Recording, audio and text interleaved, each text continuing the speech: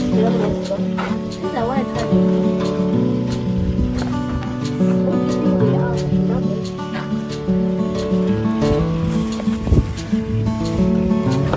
If you want to buy for you, it's $2 a bag or $3. For the customers, $1 for you, $3. Fine, I'll buy for my family. I'll buy for my family. I need to remove the dust on the tomatoes. They are dusty. Okay, that's nice. So guys, this is my first day to go to the marketplace to sell some tomatoes and stuff. So hopefully it's gonna work out well. I'll just leave it at somebody's shop so that people are going to buy, they'll buy gradually. No pressure, no problem. So I'm really excited about this. All along we've just been selling these items at our homestead. Our neighbors have been coming, but it seems our produce is now too much. So we're taking to the market. See you soon.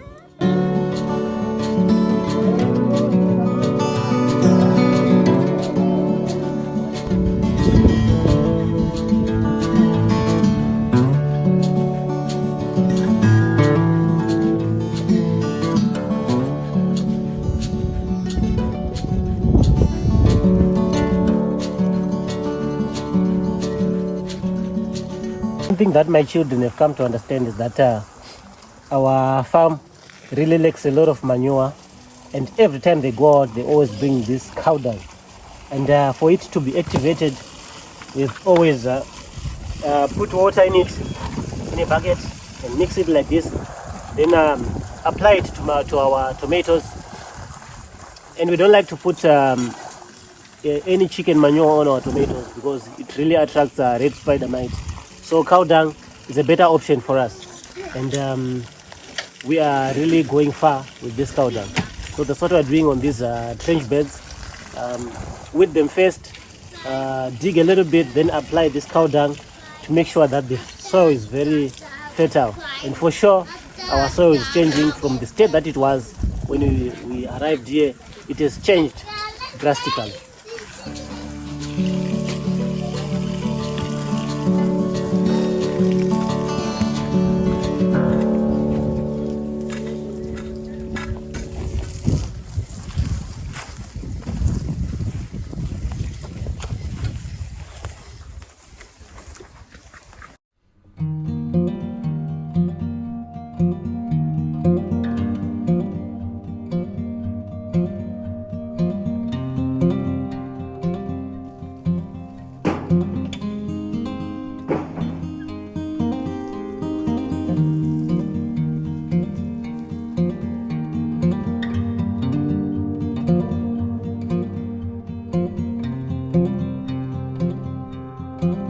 So there is this type of weed, grass that we call, I think it's a rana. I think it's called rana grass in English, but we call it tsangazi in Shona. This kind of a weed is really, really dangerous. So what it's doing to our beds is that we left a space here between the trenches, right? So that's where it really grew. So it was really growing into the trenches, and then they would really tie up even the tomatoes, and it's really, really bad. So it's one of the things that we're really trying to make sure it's done as quickly as possible, because our plants, some of them, they're really having standard growth because of this rana grass, and it's really dangerous. I can see that it was really taking its toll on our beds.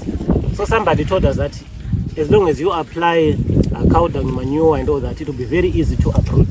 So it's exactly what we are doing. We are digging, and then we put cow dung manure. As long as your soil is very loamy, then this rana grass will not have a chance in your bed. But as long as it's a bit clayish or too sandy, then the rana grass is gonna really take a toll on you, and your crops will be tied up. Also, there was someone talking about saying use it for mulching. Can you explain why you can't use it for mulching? You really can't really use this grass unless it is very, very, very dry, and you're pretty sure that it's very dry. But it's actually very difficult to make this grass dry, because its qualities is to really rejuvenate. Even with a little moisture, it really can grow and tie up your crops. So it's really a great job that we are doing here. I just wanted to show you guys our soil. Those who have been with us for some time now, they knew that our soil is sandy. I'm not sure if our camera can really differentiate that our soil is really growing to be something else. It used to be just too sandy, but now it's becoming darkish in color. Yeah, look at this. I think this one makes sense. It's becoming darkish and very loomy, and I'm really liking it. I'm sure by the end of this year, or in 2 years time or 5 years time, our soil will be really super good, because what we are trying to do here is to make sure this soil is very productive. Otherwise, its natural state is very sandy and it lacks a lot of nutrients.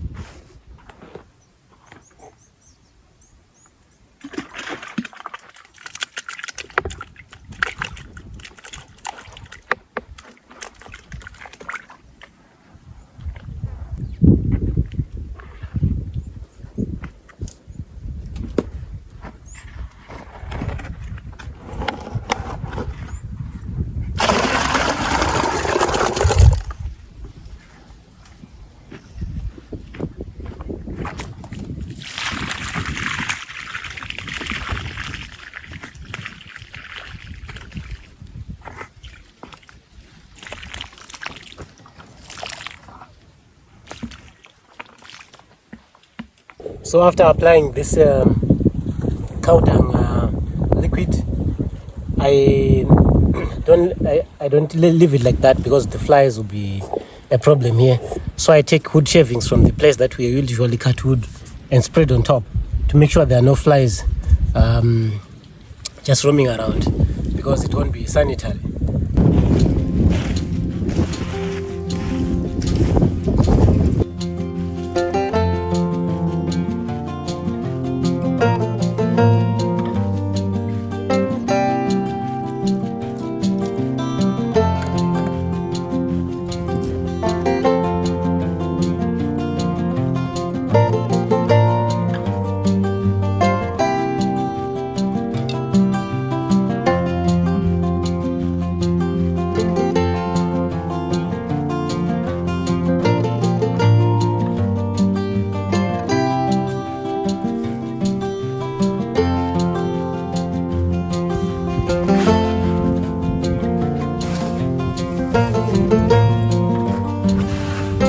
For a very long time, I've struggled to have a wheelbarrow when a wheelbarrow is not around. This morning, I made this toy primer that was just laying around here to make a very useful tool that can work as a wheelbarrow for harvesting and for catching these lightweight stuff like wood shavings and manure. So it's really coming in handy, and I'm liking it. And Mark Fidel really loves this thing because he can push it around. It's very light and it has 4 wheels. It's a good improvement to the farm.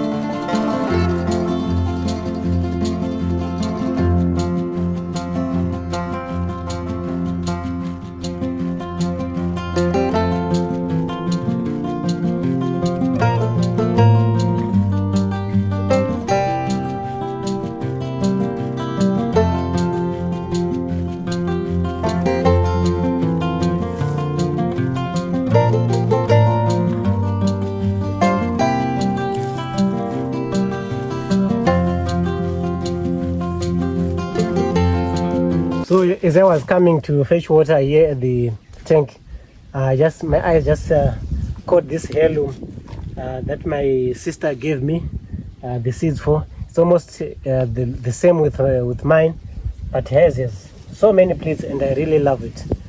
Though it has its own disadvantages, I enjoy the advantages more.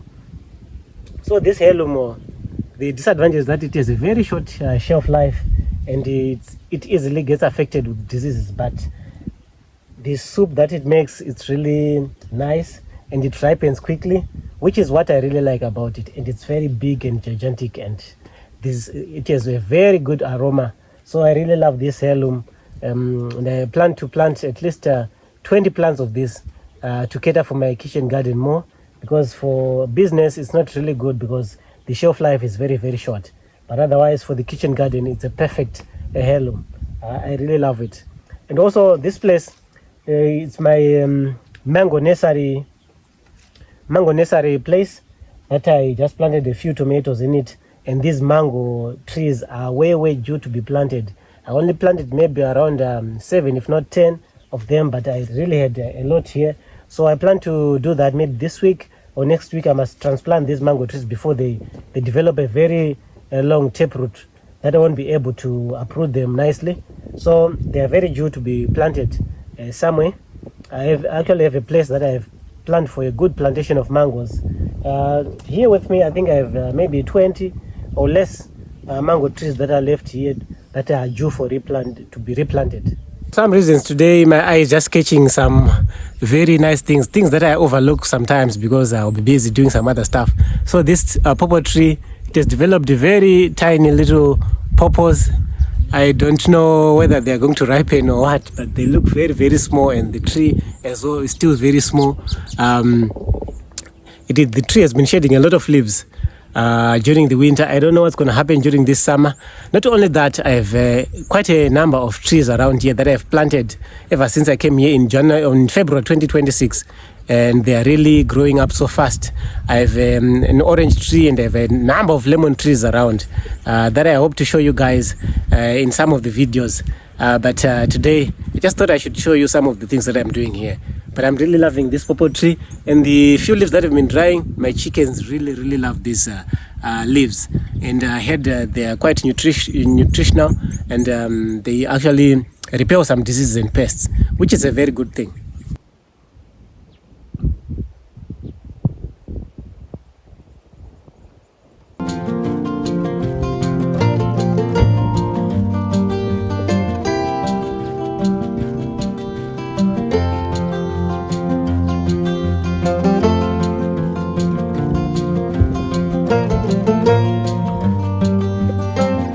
For some reasons, the birds are no longer that much afraid of me. They are just roaming around in my garden.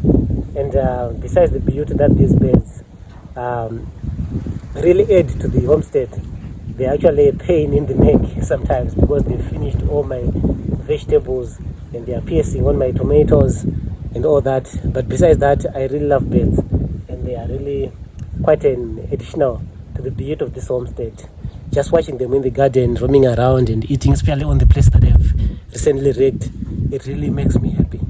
And I love them. Like that one that is behind me, it's a very few meters away from me, maybe 2 meters away from me, but it's still continuing with its own business, and really scaring it off while I have to finish my manuring and mulching.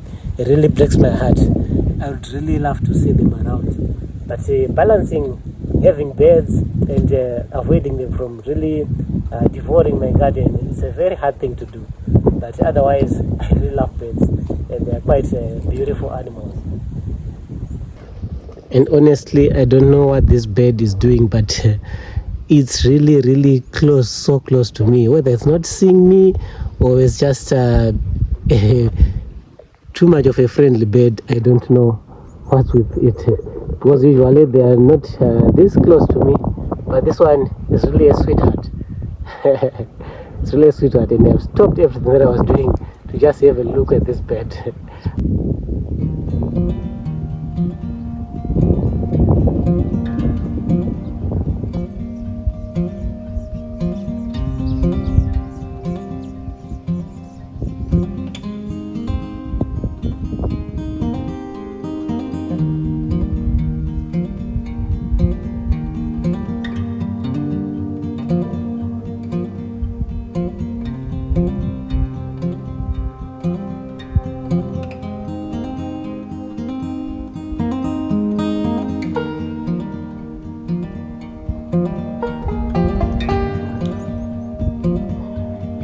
you see that? I hope you saw that. Yo, this is beautiful. I'm telling you. There's nothing better that I've watched on this homestead than looking at those birds.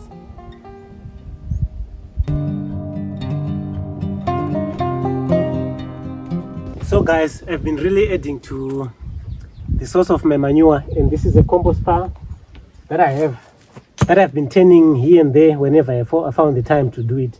So it's really a lovely piece of manure. I've been throwing everything that I can find, from kitchen scraps, from ash, from anything that I knew can rot. And I think for a very long time, I've kept this since February. This pit is what I've been storing everything. And it's about 1 meter deep. And now it's really full to the brim with stuff. So I think it's high time that I start to manure my kitchen garden from this compost pit. And I think it's really filled with good stuff. Look at that. So this is the good stuff that I'm going to put in some beds that I just fixed besides the cow dung that I have. It's only a handful of cow dung, actually 2 buckets of cow dung solution. So this will really go a long way because I have loads of this. It will not only act as manure, but it's also a good layer of mulching, which will help me to water less, at the same time getting the nutrients for my plants. So this is really good stuff.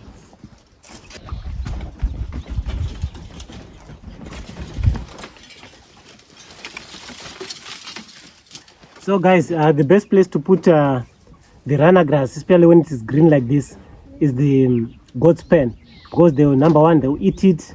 If they don't finish everything, they'll stamp on it until it's really good manure. So this is the place to put our runner grass.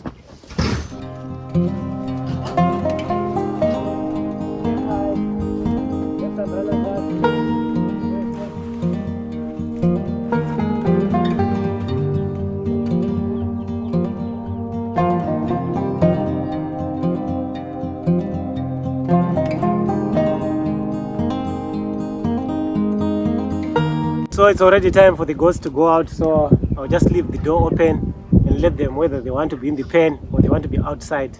That way it's good. So I'll just leave the door open and continue with my garden chores.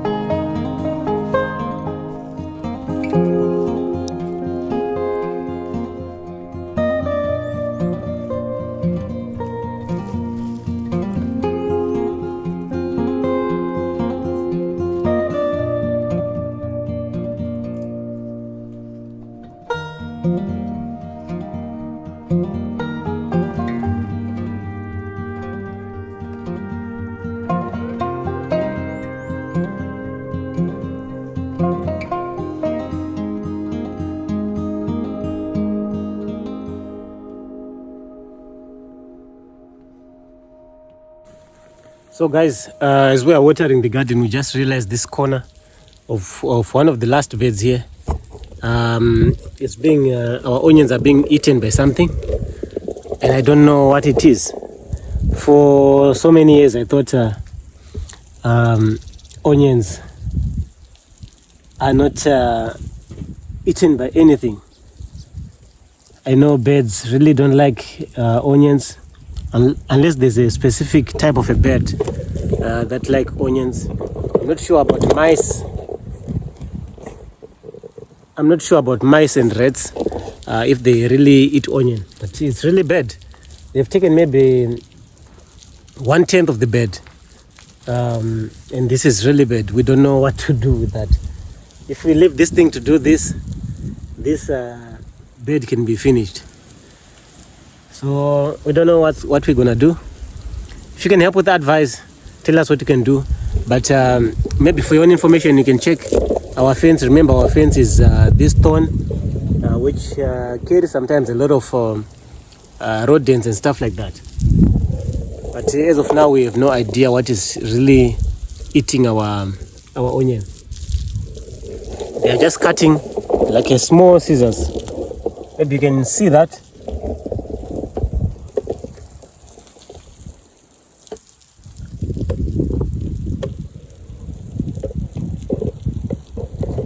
So tell us in the comments what you think, what we can do, and we'll try and implement that. For now, we have no idea what's going on.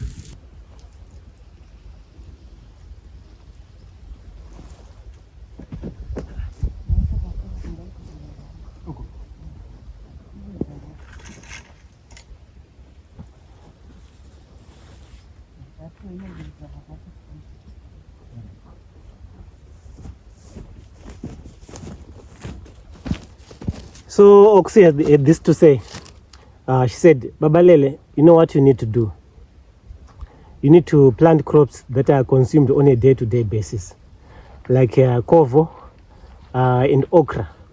You know, so that people you can improve your cash flow, and people can come and buy at your farm on a day-to-day basis. And you know what? I hadn't really thought about that. So this place that we're watering right now, it's a garden extension that are going to plant okra and kovo, the crops that people use as relish here, because people need relish to eat their staple food, which is sadza. And this place is just a mining place where people don't really usually do farming. So if they can find where they can find their kovo vegetables, their rape vegetables, and their okra, I'm sure that will really improve our cash flow. So I don't know what you guys think of this, but to me, it really sounds like a wise decision. So we're going to do that. The space that's left here is going to be planted those kind of crops. So let's see what happens from now.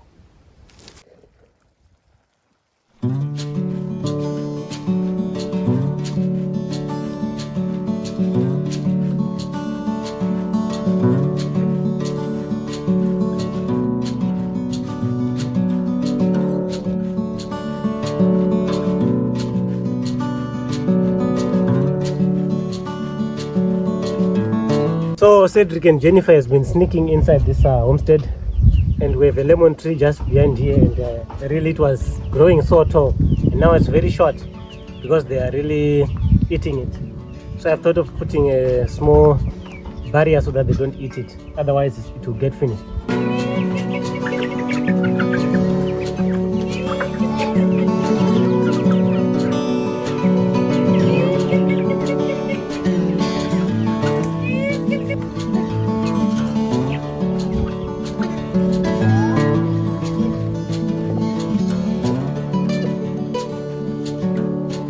So guys, I just want to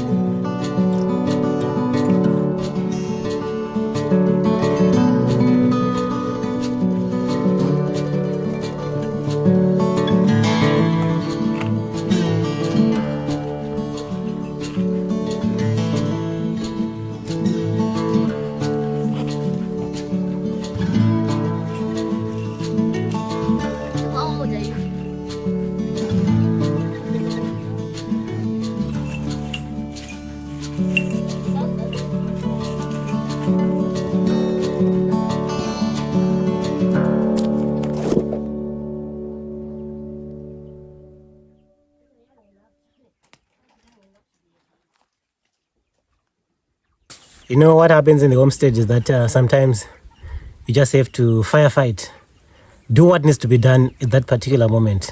Right now I'm supposed to continue with my compost spreading in the garden, but I realized that there's something that I need to fix.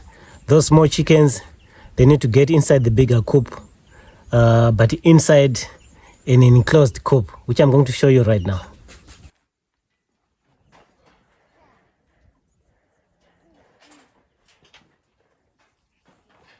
This is the thing that we want to make a small coop inside the coop. So we're inside the coop here.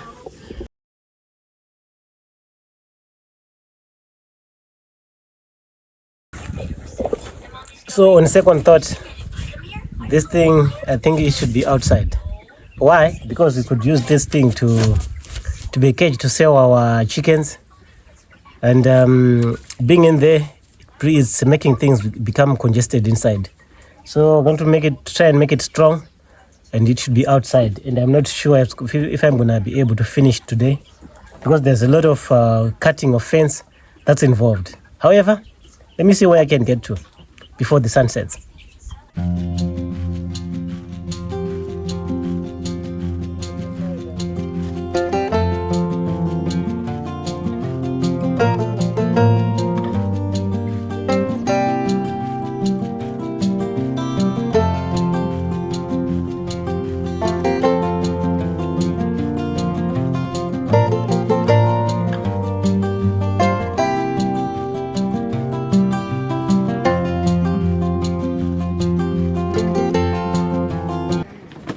Hi guys, how are you? So it turns out the chickens have invaded the goat's pen. Yeah, so they're busy eating, having fun. Yeah, they've invaded it. That's all I can say. So toodles. So guys, this is where I am at. Now I'm trying to put a small roof on this thing. Hopefully it can contain the chickens very much well. So let's see what the roof can do to this small little thing.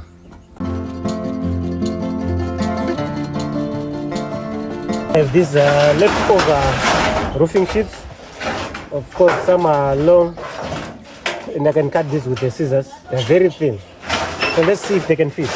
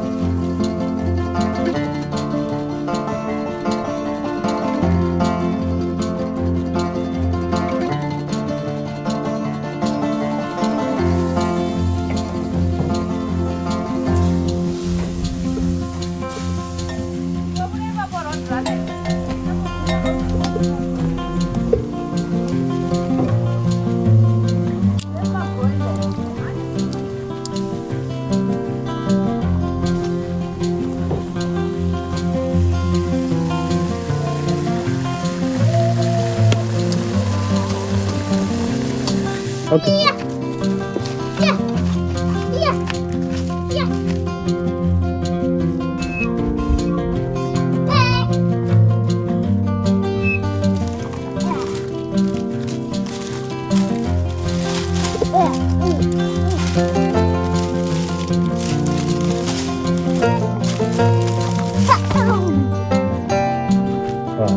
Wow.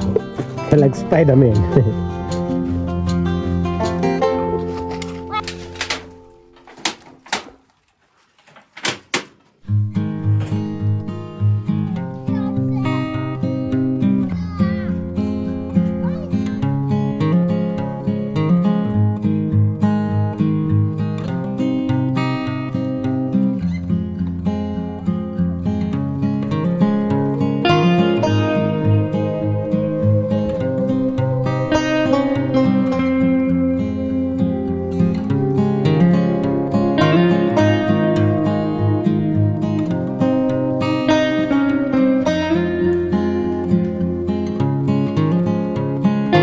So guys, this is the chicken coop.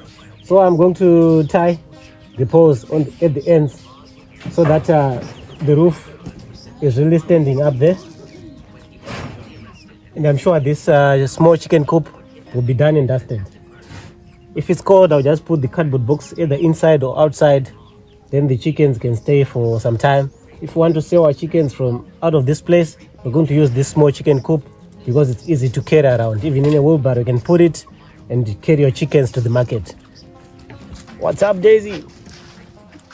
What's up, man? Very good. Are you hungry? Okay, I'll make some food very, very soon, eh? Alright guys, so that's it. Thank you so much for tuning into this channel. I hope you have enjoyed this one and you are being inspired. So there's more to come. See you in the next one. For now, it's goodbye.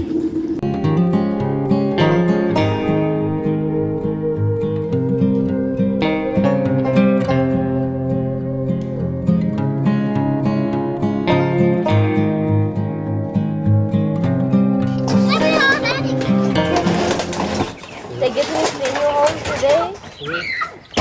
Okay.